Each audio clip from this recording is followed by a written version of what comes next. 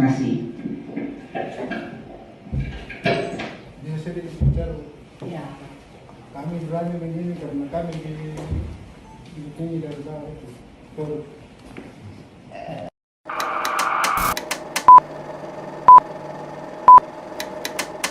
Kira kalau dibaca dalam bahasa Indonesia, 60 tahun kamu mempunyai polisi yang jelek, jauh lebih baik daripada satu malam saja tidak ada polisi. Bayangin Bapak, tidak ada polisi satu malam mogok gitu.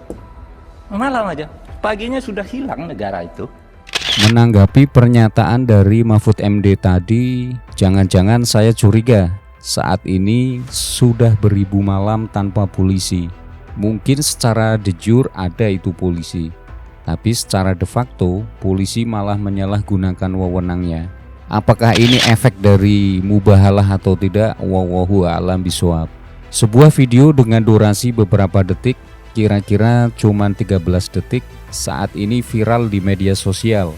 Seorang tersangka pengedar narkoba saat press release Badan Narkotika Nasional Kabupaten tiba-tiba mengaku bahwa dia berani menjadi pengedar itu karena dilindungi oleh petugas di bawah. Dia menyebutnya sebagai petugas Polres. Lucunya pernyataan itu dia sampaikan di tengah-tengah jumpa pers yang dilaksanakan oleh Badan Nasional Narkotika Kabupaten atau BNNK Kabupaten Tanah Toraja, Sulawesi Selatan. Jumpa persnya hari Rabu tanggal 15 Februari 2023. Video tersebut langsung viral karena yang namanya juga jumpa pers, ya itu banyak sekali wartawan yang meliputnya. Terima kasih. Dia sedikit bicara.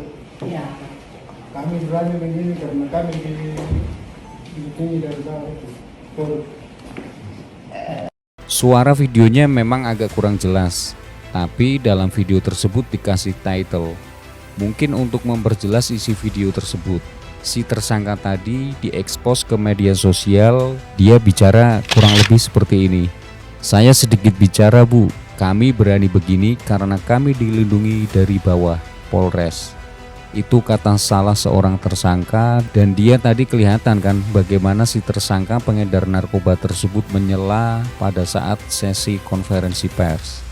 Pengakuan seorang tersangka itu tentu saja membuat Kepala BNNK atau Badan Nasional Narkotika Kabupaten Tanah Toraja AKBP Natalia Dewi Tunglo itu sedikit terkejut. Coba Anda sekali lagi perhatikan ekspresi dari wajah AKBP Dewi ya. Kelihatan sekali betapa dia terkejut dan nggak percaya dengan apa yang dialaminya. Karena dia memang pasti tidak menduga ada respon seperti itu dari satu tersangka tadi yang perkaranya sedang digelar di depan media. Di era media sosial seperti sekarang ini, video ini bisa jadi tersebar di seluruh dunia secara bombastisnya. Tapi saya kira ini setidaknya di seluruh Indonesia videonya tersebar. Nah, bagaimana kelanjutannya peristiwa itu? Beberapa hari berselang, AKBP Dewi ini membuat press release yang dia minta agar info itu jangan langsung dipercaya mentah-mentah.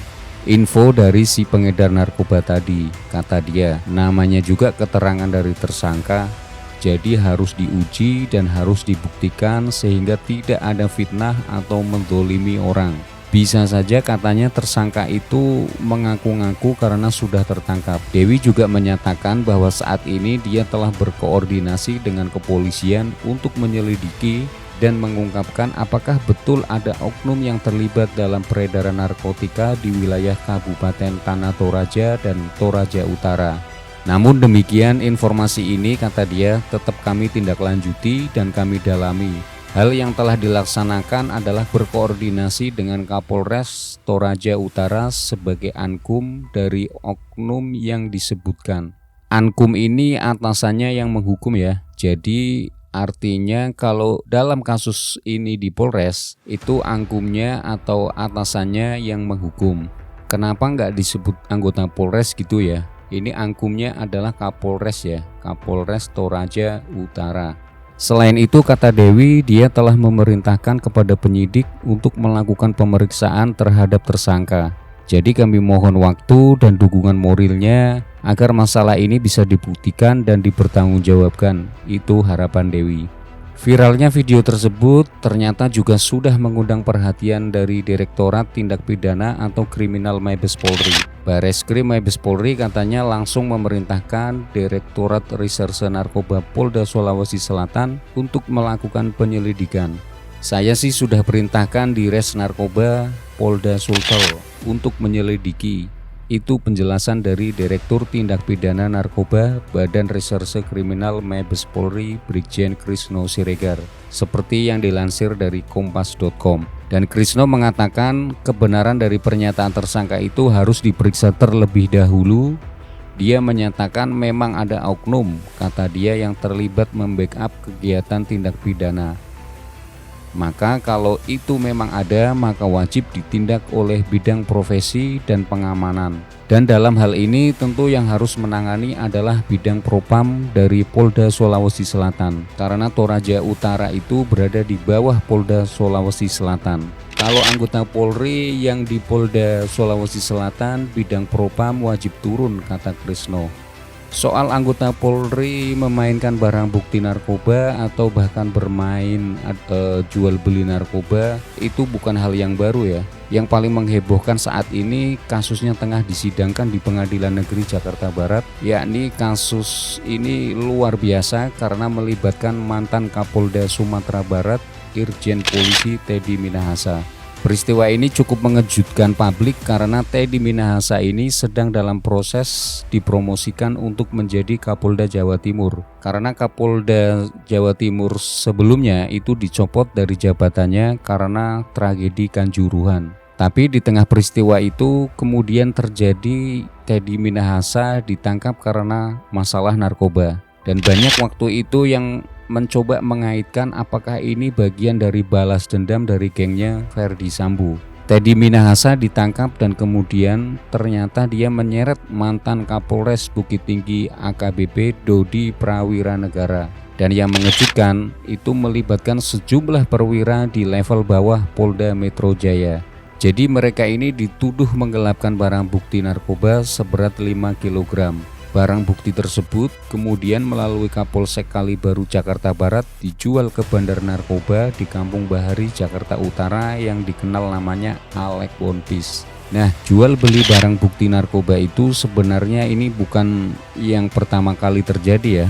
Kalau kasusnya kecil-kecil banyak sekali, kasusnya tersebar di berbagai daerah. Tapi kalau di Jakarta atau yang melibatkan perwira-perwira dengan jabatan yang cukup tinggi itu pernah terjadi sebelumnya. Ini dilakukan oleh anggota Polres Bandara Soekarno-Hatta dan ini melibatkan Kapolres Bandara Soekarno-Hatta Kombes Edwin Hatorangan Haryanja.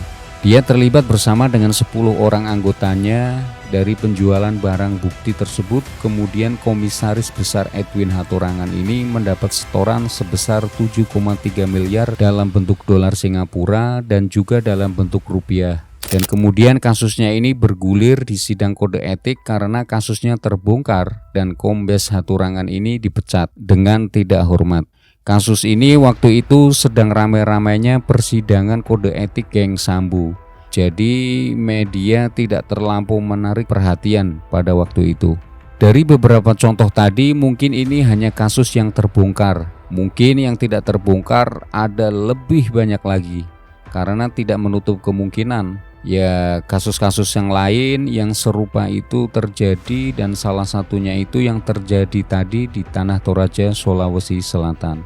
Terima kasih. Wassalamualaikum warahmatullahi wabarakatuh.